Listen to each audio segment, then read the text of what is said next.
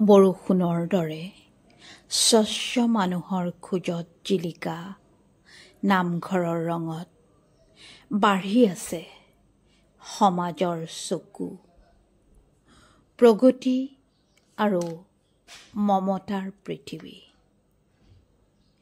বৰষুণৰ কথাতে মাটিৰ গভীৰতা, সেই গভীৰতাত খেলুৱৈ কৃষকৰ দুহাতে শস্যৰ বীজবোৰক লালন কৰি আছে।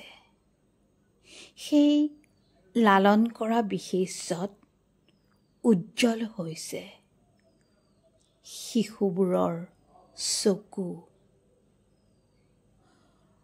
বৰষুণ নহ'লে মানুহ নাঙঠ হয়, তেতিয়াই ৰজাৰ সাম্ৰাজ্য বাঢ়ে। কুঁৱলীয়ে ঢাকি ৰাখে নাঙঠ মানুহৰ মুখ। কুঁৱলী শেষ হ'লেই জিলিকি উঠে নাঙঠ মানুহৰ সমদল। শীতত শীৰ্ণ হোৱা গছবোৰে মূৰ তুলি তেতিয়াই আকুল কৰে আকাশক। ৰ'দৰ জলঙাৰে বাঢ়ি আহে মানুহৰ চিঞৰ।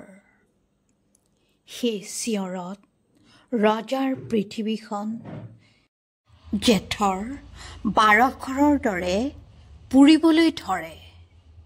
থৰ লাগে সৈনিকৰ মুখ আৰু অস্ত্ৰ। বৰষুণৰ বাবে ৰৈ আছে উন্মুখ মাটি।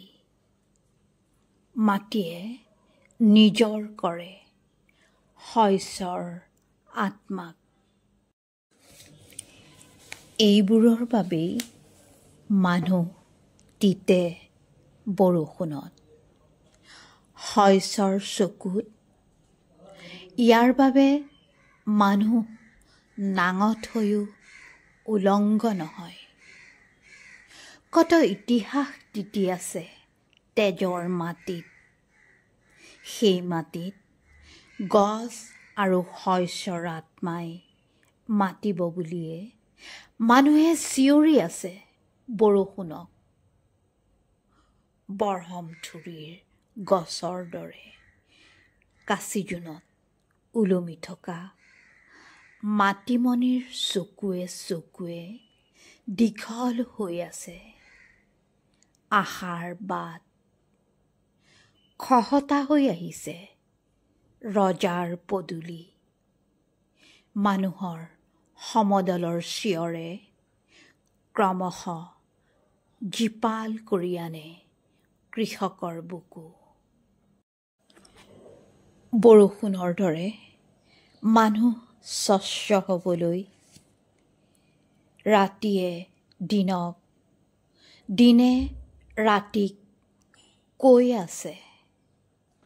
কুৰুক্ষেত্ৰৰ বৰ্ণনা, পথাৰৰ সুষমা, মানুহ মানুহৰ সৌজন্যৰে জীৱনৰ গভীৰ মমতাৰ কথা।